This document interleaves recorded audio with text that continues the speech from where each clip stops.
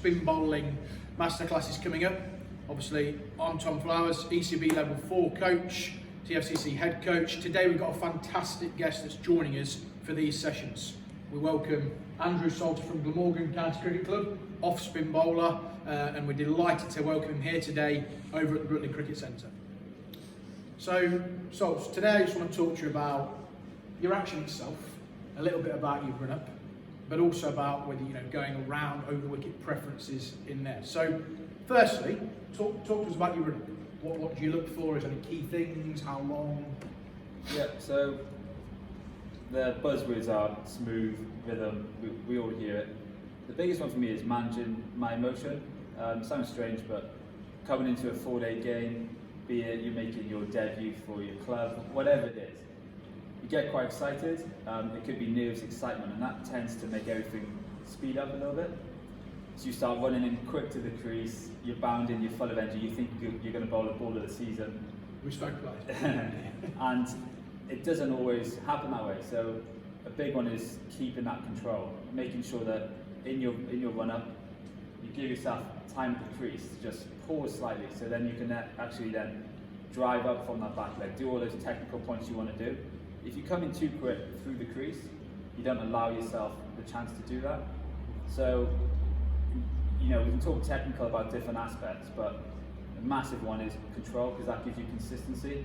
Every single coach, captain, that's what they want from you. They want consistent areas so that they can set the field and you can start to play the game. Yeah. If everything's a bit rushed this end, you're not going to be able to give them that, and it'll be a bit too inconsistent. So control, take your time, and then that should give you the best chance of getting in a good position at the crease.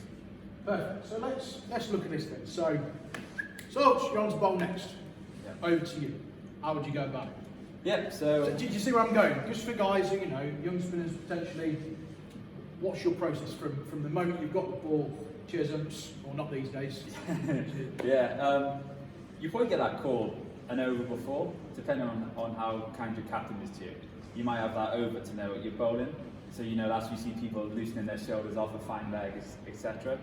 And that's probably a time to know what probably happens before an over. You should be thinking this 5 overs, because you know when you're going to be bowling, but who you bowling against, right hand, left hand, how they go in, is it a new batsman, someone who, been in for a while.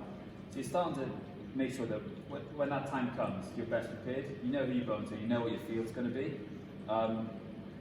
There shouldn't be any sort of conversation or much dialogue with your captain asking him what he wants. You should know. Massive, isn't it? It's your figures, it's your responsibility. Yeah, there might be the odd, do we get a short leg in or a leg slip, or you might have those little decisions, but overall you want to sort of take control, set your field, and that comes from an over before. But yeah, give your cap to the umpire or throw it off, as you said. Yeah, where would you go then, mate? So obviously you're on to bowl. Yeah, so I'd mark my run-up, and for me, I've always just I've used this first step as my gauge, and then I've used that to do mine's 5 steps. So I do that, and then mark a line on the floor. 5 steps. That's quite. One look at that. That's quite short. Yeah, I suppose they're decent enough steps, but it's funny enough. I still feel now that the sort of amount I've bowled, this is just a bit of just to make sure I've ticked the box. Yeah. I could probably I know about where I start anyway. It's hard to explain, but it's quite it's just here's my line, happy days. But I'm not really, really fussy about that. It's a feel thing, but where you're in a good place. Cool. Can you stop looking at your marking out and how you go about things? Yeah, so here's my stride. See, and I even do a longer one at the end, and then it's just a rhythm thing, and then I'd mark that there. So today is quite a narrow net, so I would normally start probably, more like here, and then even with this bowling, I know my mark's there, but I'm probably taking 2 steps before I even. Yeah. But my left foot probably always then touches that line, so I'd get that. There's nothing stopping just doing a 1 through or 2 before you bowl your first delivery. Like I said, this whole thing's about control and taking your time. You don't want to get the ball, do your run up, and then just bowl and rush everything, because you get hit for a 4 in your first couple of deliveries, and you could be dragging back your whole spell. So top of your mark then, this nicely onto my next question really. Yeah. What's your thinking here? Because Yeah. I'm convinced there are a lot of spinners that even make it into the county game in their early years Yeah. who could not answer that question of what they are or what their process is at the top of their mark. Again, my biggest learnings have been about controlling and taking my time. So that's what I'd be saying to myself, like, you know, I'm going to be excited, I'm going to be feeling that buzz, that energy. So just be controlling that. So I'd just be saying, you know, take your time, keep it smooth. And then for me, In your head, like self-talk. Yeah, I'll just be, you know, take your time, keep it smooth. That'll be the sort of messages. Because I know that gives you my best chance of spending some time in the crease. I'm not going to be like, okay, do this, do that. Yeah.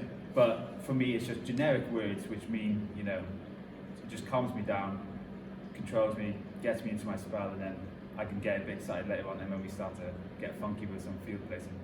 Awesome. Should we have a look at one off your full run? Nothing like some cold hands. Let's just say this is April in Safari Gardens. But yeah, so picturing here, there's some interesting field placing where the iPads are, but very attacking. So yeah.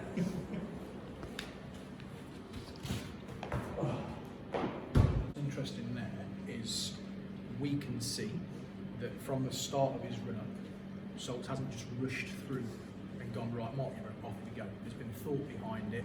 There's a bit of a process involved. And I really like the thing about self-talk there, you know, it doesn't have to be visually saying it, it's not just to tick a box, it's actually to benefit him. I think that's really crucial.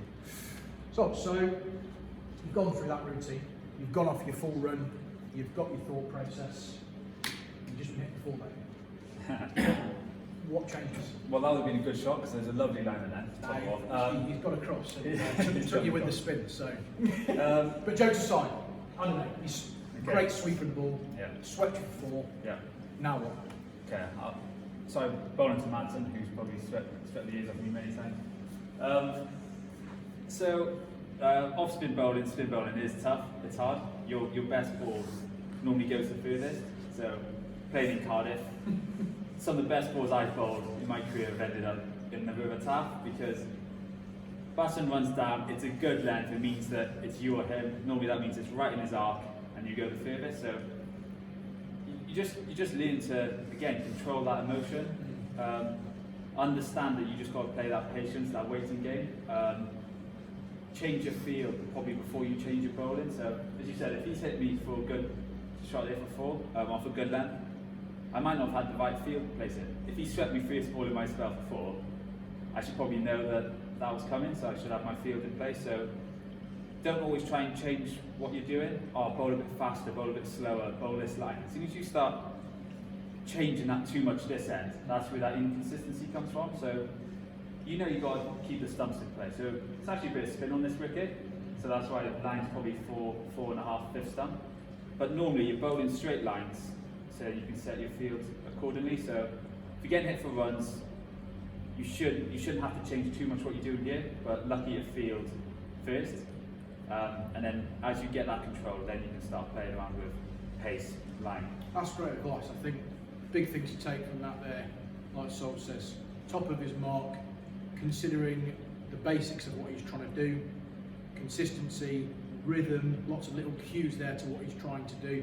What I think is really interesting though is that you talk about there about is your field right before you talk about changing your action, what you're doing. And I think for lots of guys who are learning their trade of spin bowling or coming through the ranks, that's really key because we see a change in strategy and the physical technique of the action sometimes before you look at something like an outcome of the field. So that's really interesting. So thanks for your time today. Next session, we're going to probably look at more about bowling in shorter formats, T20 cricket, one-day games. So it'll be interesting to see the discussion there and what we get going, how that works. Thanks a lot. Cheers. Thanks.